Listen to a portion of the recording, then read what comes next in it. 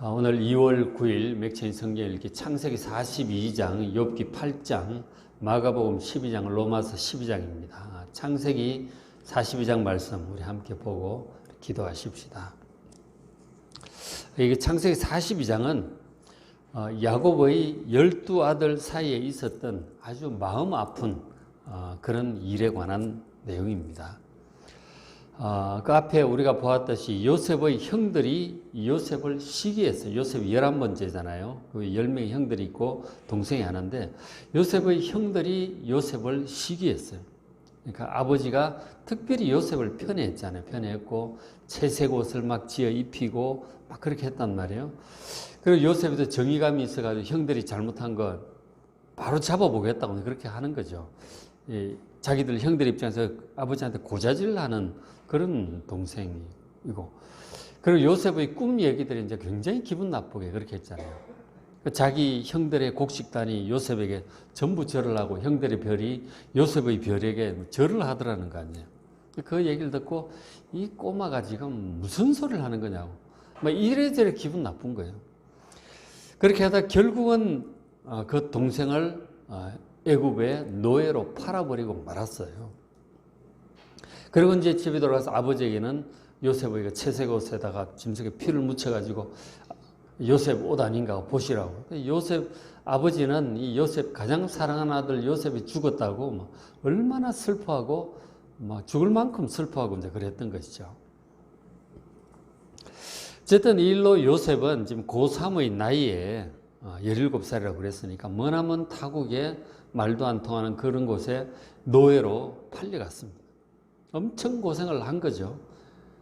부모의 사랑을 받고 커야 될 이 요셉이 노예 생활을 하게 된 거 아니에요. 그러니까 노예 생활하고 나중에는 뭐 누명 쓰고 감옥에 들어가고 막 그렇게 한 거죠. 고생을 엄청 했어요. 그리고 이제 아버지 야곱은 사랑하는 아들이 이제 죽은 줄 알고 막 너무너무 슬퍼하는 거죠. 이제 그런 이제 일이 형들이 그 미움으로부터 이제 시작이 되었는데, 그리고는 뭐 요셉은 고생하고 아버지는 슬퍼하고 이런 일들이 이런 엄청난 일이 그냥 그대로 덮여지고 잊혀질 것인가 하는 거죠. 그 일이 세월이 지나가면 그냥 없던 것처럼 그렇게 다 덮여지고 잊혀질까요? 결코 그렇지 않다 하는 거죠. 결코 그렇지 않다. 그것이 지금 42장은 잘 보여주고 있어요. 일은 결국 다 드러나게 되어 있는 거예요. 다 드러나고 죄값은 치르게 되어 있는 것입니다. 결코 그냥 유야무야 없어지지 않아요. 왜냐? 공의로운 하나님의 심판이 있기 때문이에요.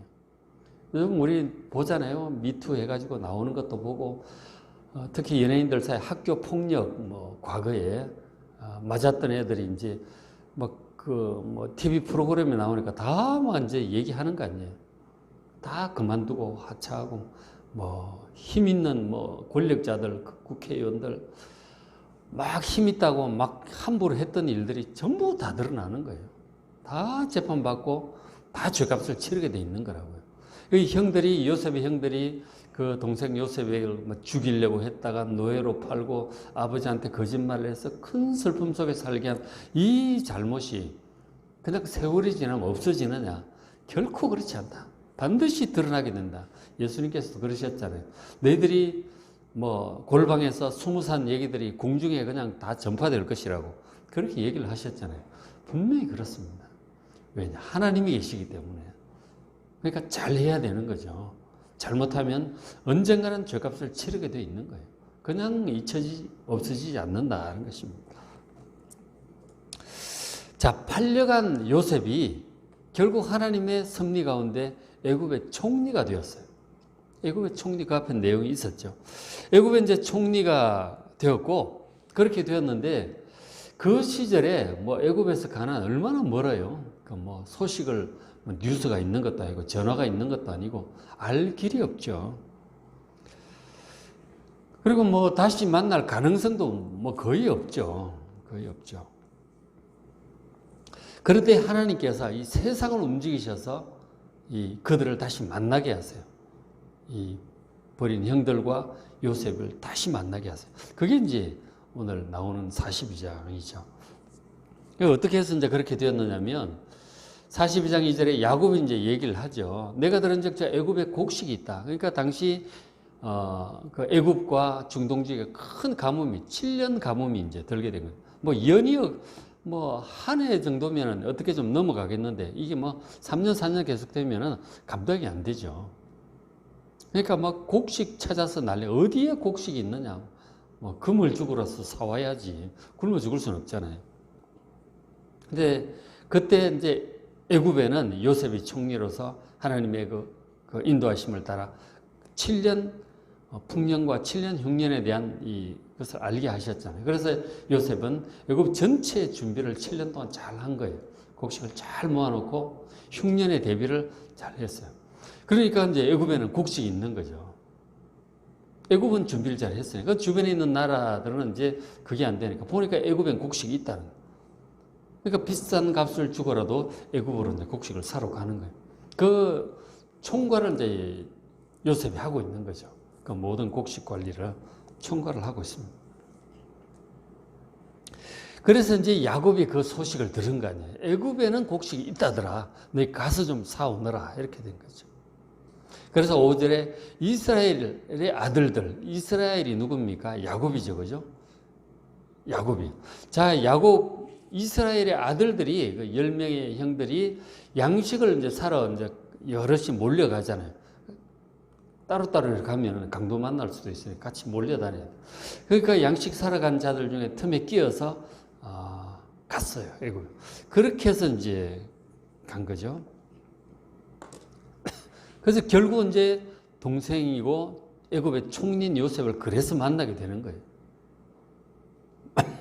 만나게 돼요. 결국은 이제 이제 온 세상을 하나님께서 움직이고 계시는 거예요. 만나게 하시는 거라고. 그리고는 그것을 계기로 해서 결국은 야곱의 가족들 전체가 이제 애굽으로 들어가게 되는 그 일을 하나님께서 시작을 하시는 거라고. 이 죄악에 대한 심판은 심판대로 이루어지고 그 속에서 하나님의 역사는 또 역사대로 이루어져 가는 것이죠. 그래서 이 형들이 가게 되고 요셉을 만나게 된 거죠. 자, 6절에 그때 요셉이 나라의 애굽의 총리로서 그 땅 모든 백성에게 곡식을 이제 팔고 하는 총괄을 하고 있었어요. 근데 보니까 요셉 형들이 딱 온 거예요. 딱 10명이 오는데 딱 보니까 형들이 알지, 그죠? 딱 보니까 알죠. 그러니까 형들이 와서 그 앞에서, 요셉 앞에서 땅에 엎드려 절을 합니다. 동생 요셉에게, 동생인 줄 모르죠. 애굽의 총리니까 당연히 절을 해야지. 큰 절을 합니다. 그것을 딱 보면서 요셉이 그들에게 대하여 꾼 꿈을 이제 생각을 하게 되는 거죠. 청소년 때 꿈을 꿨잖아요. 자기 형들의 곡식단이 자기에게 절을 하고 형들의 별이 자기 별에게 부모까지 절을 하는 그런 꿈을 2번이나 꿨죠. 그 꿈 때문에 또 미움을 받아가지고 또 팔려오기도 했지만 그 꿈이 이루어졌잖아요. 왜냐? 자기가 만든 꿈이 아니에요. 하나님이 주신 예언이었던 것이죠. 하나님의 계획이 그때부터 하나님께서 이런 것을 계획하고 계셨던 것이죠. 하나님의 뜻, 하나님의 계획은 반드시 이루어진다는 사실을 믿으시기 바랍니다. 요셉이 그 애굽에서 노예 생활을 하고 감옥 생활을 하면서도 그 꿈을 마음에 딱 품고 결국은 그렇게 될 것이다. 내가 지금은 노예 생활을 하고 감옥 생활을 하지만 결국은 형들이 부모님들이 와서 나에게 절을 할 그런 높은 자리로 올라가게 될 것이라고 그것이 하나님의 뜻이라는 사실을 요셉은 확신을 하고 있었던 것이죠. 결국은 그렇게 되고 이렇게 될 그 꿈이었구나 이제 생각을 하는 거죠. 마음에만 품고 있었는데 진짜로 그런 일이 딱 벌어지는 거죠. 하나님께서 주신 꿈, 하나님 주신 그 말씀은 반드시 이루어짐을 아시고 붙들고 가는 여러분 되시길 바랍니다.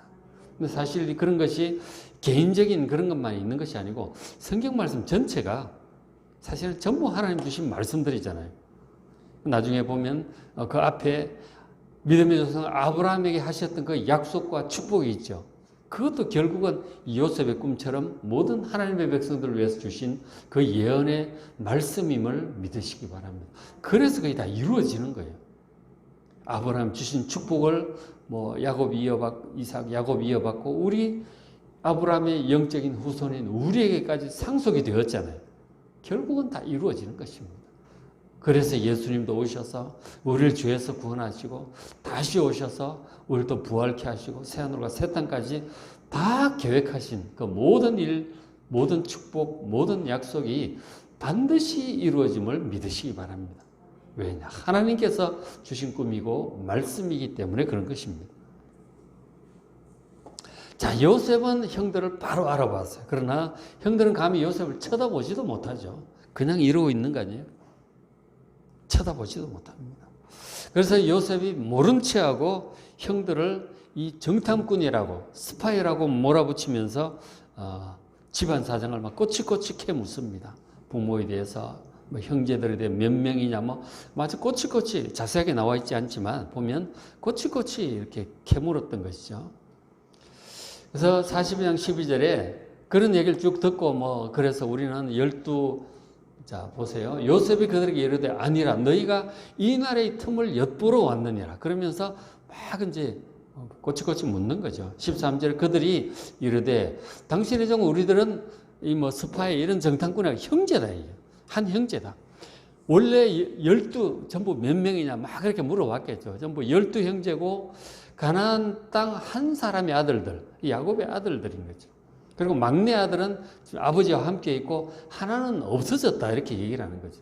그게 바로 요셉 자신이죠. 근데 꼬치꼬치 물으니까 이렇게 대답을 자세히 한 거예요. 자, 그렇게 이제 그러니까 요셉이 그렇게 했죠. 아, 지금 형들이 날 팔고 나에 대해서 저렇게 얘기를 하는구나. 그렇게 생각이 들었을 거야. 그냥 없어졌다 그러는 거예요. 사실 자기들이 죽이려고 했다가 팔아버렸잖아요.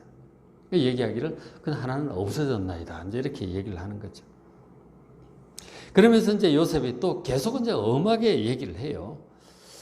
요셉이 15절에 너희는 이같이 하여 너희 진실함을 증명할까? 12형제라고 하는 한 아버지의 아들들이라고 하는 사실부터 해가지고 너희들 말이 진짜인지 동생이 하나 있다고 하니까 그 동생 데리고 와봐라 이거죠. 그러면 내가 너희들이 한 말을 전부 다 진실인 줄 믿어주고 그리고 곡식을 정상적으로 계속 거래를 하겠다. 그렇게 얘기를 합니다. 너희는 이같이 하여 너희 진실함을 증명할 것이라. 바로의 생명을 맹세하는 너희 막내 아우, 그 베냐민이잖아요. 요셉의 친동생이죠. 그 아우가 여기 오지 않으면 너희가 여기서 나가지 못할 것이다.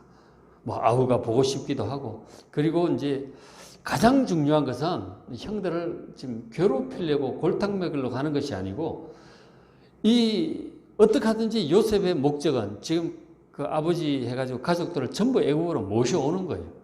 왜냐하면 가뭄이 아직 여러 해가 남아있기 때문에 그냥 이렇게 할 수는 없는 거예요. 다 모셔와서 이 애국에서 곡식 걱정 안 하고 편안하게 지낼 수 있도록 그렇게 하려고 지금 하는 거예요. 근데 이제 내가 요셉이라고 섣불리 얘기를 잘못하면 형들이 가가지고 다시는 안 올 수도 있습니다. 요셉이 겁나죠. 그죠? 자기들 팔았는데, 죽이려고 했다가 팔았는데, 애굽 총리 아니에요. 그러면은 애굽 총리는 뭐 절대 권력을 가지고 있잖아요. 형들 죽이는 건 아무것도 아니에요. 그 다시 가고 싶겠어, 형들이? 요셉이 가기 싫단 말이에요. 두려우니까. 그러니까 꼼짝없이 오도록 해야 되는 거예요. 안 그러면 이 형들이 돌아가가지고, 그러고 이 핑계 저 핑계 대고 애굽으로 다시는 안 가려고 할 수 있습니다. 그러면은 안 되죠. 그러니까 어떻게 하든지 이 형들을 이 끈을 붙잡아 놔야 되는 거예요. 어떻게 하든지 이 상황을 그렇게 만들어서 아버지 야곱에게 얘기하고 올 수 있도록 그렇게 일을 이끌어 가야 되기 때문에 쉬운 게 아니에요. 정말 지혜가 필요한 거죠. 그래서 요셉이 이렇게 엄하게 얘기를 하고 뭔가 끈을 좀 붙잡아 놓는 거예요. 막내 아우를 데리고 와라. 그러면서 이제 얘기를 하는 거죠. 그러니까 어쨌든 요셉은 그런 뜻을 하는데 형들은 그 얘기가 이렇게 막내 아우 없어진 요셉 막내 아우 데리고 오라고 할 줄 꿈에도 생각을 못한 거죠. 근데 이 아버지 야곱이 막내 아우 베냐민을 또 엄청 아끼는 거예요. 그러니까 안 보낸 거 아니에요. 근데 이걸 딱 데려오라고 하니까, 야, 이거 아버지한테 얘기했다가는 절대로 허락 안 할 텐데. 큰일 났다. 자기들 진실함을 증명할 방법이 없잖아. 베냐민은 절대로 안 내줄 것 같은 거죠. 아무리 얘기를 해도. 야, 이거 정말 난감하다. 그리고는 이 야곱이 형들을 가두어 버렸습니다. 3일간을 가두어 버렸어요. 어쨌든 이제 저렇게 나가니까 그 막내 아우를 데리고 오라고 하니까 그 형들이 앉아서 자기들끼리 수근수근합니다. 근데 이제 가나안 말로 하는 거죠. 가나안 말로 하지. 여기 요셉 애굽 총리니까 자기들 말 못 알아들을 걸 생각하고 가나안 말로 막 이렇게 얘기를 합니다. 21절에 그들이 서로 말하되 우리가 아우의 일로 말미암아 범죄하였도다. 요셉을 막 죽이려고 하고 팔고 이 일로 우리가 범죄했다. 그것 때문에 이런 일이 생겨. 지금 세월이 상당히 흘렀을 텐데 지금 막내 아우 데리고 오라고 하는 그 일이 딱 벌어지면서 우리가 요셉을 팔아버린 그 일 때문에, 동생 팔아버린 일 때문에 이런 막 곡식 사러 왔다가 무슨 막내 아우를 데리고 오래. 아버지가 절대로 허락 안 할 텐데 아주 막 일이 골치 아프게 되는 거죠. 요셉을 우리가 팔아버린 그것 때문에 이런 일이 생기나 보다. 그가 우리에게 애걸할 때 그 마음의 괴로움을 보고도 우리가 듣지 아니하고 그냥 무정하게 팔아버렸잖아요. 이 괴로움이 우리에게 임하도다. 곡식 구하는 것, 여하고 이제 거래를 잘 해야 되는 거예요. 그래야 곡식을 계속 사고 굶어 죽지 않을 텐데, 요셉 애굽 총리한테 밑보이면 앞에 곡식 사러 못 오잖아요. 그러니까 근데 아버지가 베냐민 절대로 내어주지 않을 것 같고 큰일 난 거죠. 야, 이거 동생 요셉 팔아버렸더니 이런 일이 생겼나 보다. 그러니까 형들 마음에 그동안 괴로웠다는 얘기죠. 동생 요셉 팔고 가가지고 그 어린 것이 가가지고 노예 생활을 얼마나 고생을 할까. 마음이 아팠다는 얘기죠. 형들 양심의 가책 때문에 굉장히 괴로웠다는 얘기예요. 아버지 야곱은 그 아들 요셉 죽은 것 때문에 슬퍼하고 형들은 양심의 가책으로 괴로워했다는 얘기예요. 당장 이런 말이 나오는 거 보면. 그러니까 이 죄라고 하는 게 없어지질 않아요. 없어지지 않아요. 그냥 양심이 괴로워도 괴롭고, 그리고 이렇게 돌아오잖아, 결국은. 그죠? 그러니까 정말 나쁜 짓은 안 하는 게 좋아요. 그죠? 없어지지 않습니다. 반드시 드러나고 죄값을 치르게 된다 하는 거죠. 남의 괴로움을 보고도 듣지 않고 그냥 계속 그렇게 나가면 그 가해한 사람에게 괴로움이 돌아오는 거예요. 요즘 학교 폭력 연예인들 방송 출연들 나오잖아요. 그래서 와가지고 아이돌 하려고 하고 TV 출연하고 막 이렇게 올라가면 딱 보니까 학교 다닐 때 걔에게 고통받은, 맞고 이런 사람들은 딱 쳐다보면 막 피가 거꾸로 솟구치는 거죠. 그 두고 볼 수가 없는 거예요. 그래서 요즘 SNS가 있으니까 막 올리니까 퍼지고, 그거 인정하고 사퇴하고 이런 일들을 보게 되는 거죠. 이런 식으로 돌아올 줄 몰랐겠지. 그죠? 이런 식으로 돌아온다니까요. 참, 남을 괴롭게 한 사람은 결국 자기도 괴로움을 당하는 것이죠. 일이 그렇다 하는 거죠. 어쨌든 형들이 그런 얘기를 하는 걸 듣고 있으니까 요셉이 마음이 얼마나 아프겠어요. 그러나 사실 요셉은 이미 마음으로 용서했고 하나님의 뜻이었다는 것을 요셉은 잘 알고 있죠. 형들에 대한 미움 이미 없는 것 같아요. 다 용서했고, 어떻게 보면 사실 그렇게 팔았기 때문에 자기가 와서 애굽 총리가 됐잖아요. 그죠? 그렇게 안 했으면 애굽 총리가 안 됐겠죠. 그리고 꿈 자체도 그렇고 이미 하나님께서 이런 일을 계획하셨고 일이 그렇게 된 것이라는 하나님의 뜻이라는 것을 알기 때문에 이미 형들 다 용서한 거죠. 미움 그런 건 없는 것 같아요.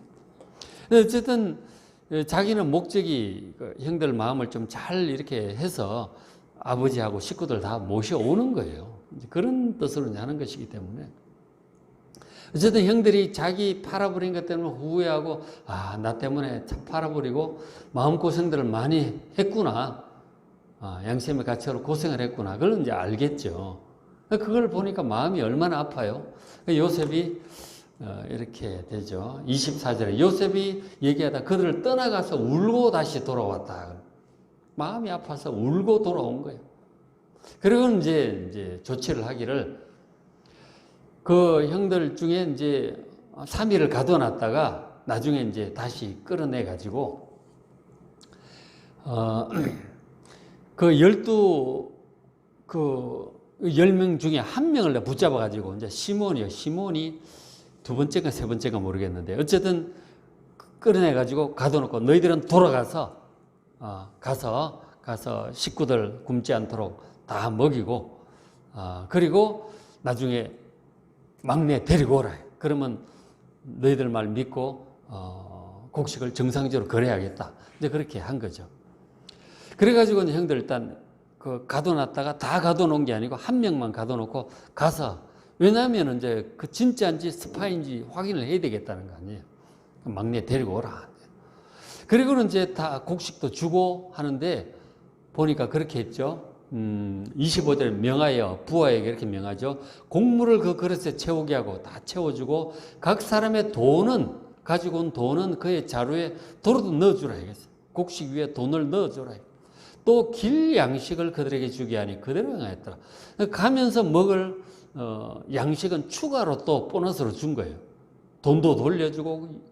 그러니까 요셉이 그 형들에 대해서 상당한 이제 뭐라 그럴까 호감이죠, 그죠? 얼마든지 주고 싶어하는 그런 마음, 용서도 했고 데리고 돌아올 그런 생각까지 하고 있는 거죠. 요셉은 좋은 마음을 가지고 있는 거예요. 근데 이제 어쨌든 이걸 다시 형들이 오게 해야 되니까 지혜가 필요함으로 일을 그렇게 했습니다. 그렇게 해서 돌아왔어요. 야, 큰일이다. 어쨌든 막내를 데리고 한번 돌아가야 될 텐데 그래야 시몬을 구해올 거 아니야. 그죠? 시몬을 구해오지. 근데 돌아와가지고 아버지한테 이 모든 일을 얘기했더니 36절에 그들의 아버지 야곱이 그들에게 얘기를 하죠. 너희가 나에게 내 자식들 이렇게 하는구나. 요셉도 없어졌고 요셉 이제 그냥 짐승에 물려 죽은 줄 알죠. 그리고 시몬도 또 없어졌어. 또 잡혀놨잖아. 그 베냐민을 또 데려가겠다고 하니 이는 다 나를 해롭게 함이로다. 너희들 어찌 일이 이렇게 되나. 야곱도 너무 괴로운 거예요, 마음이. 제 자식들 벌써 3명째 이렇게, 2명이 없어졌고 3명째 또 막 데려가려고 그러잖아요. 얼마나 마음이 아프겠어요. 이러지도 저러지도 못하는 거죠. 야곱이 너무 괴롭습니다. 야곱도 괴롭고 형제들도 괴롭고 일이 어떻게 이렇게 꼬이는지 모르겠다 하는 거죠. 너무 괴롭습니다. 그죠? 굶어 죽을까 가뭄도 괴로운데 아들들한테 이런 일들이 닥치고 형들은 형들대로 얼마나 괴로워요. 야, 어쨌든 우리가 요셉을 팔아가지고 결국 일이 이렇게 괴롭게 일이 전개되는구나 싶어서 얼마나 가슴을 치고 그랬을지 모르겠어요. 그죠? 근데 사실은 이게 엄청 괴로운 일인데 결국 나중에 보면 엄청 좋은 일이에요. 그렇잖아요. 이것 때문에 결국은 다들 이제 애굽으로 이주를 하게 되고 그곳에 가니까 총리백이 있으니까 먹고 살 걱정할 필요가 없죠. 굉장히 아주 편안한 생활을 할 수 있게 된 거죠. 곡식 걱정 안 하고 그리고 총리가 백이니까 얼마나 대우 잘 받겠어요. 대우 잘 받고 가뭄 다 통과하게 되죠. 정말 좋은 일. 야곱은 나중에 정말 편안한 노후를 지내다가 편안하게 눈을 감게 돼요. 고생 많이 했는데 그러나 요셉 아들 덕분에 아주 편안한 노후를 잘 맞이하고 눈을 감게 됩니다. 굉장히 좋은 일인데 일단은 지금 굉장히 괴로운 모습으로 다가오고 있다는 거죠. 세상 일이 참 알 수가 없어요. 그러니까 아주 괴로운 일이 꼭 괴로운 일만도 아니다.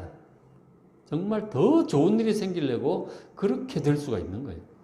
왜냐하면 하나님이 계시기 때문에.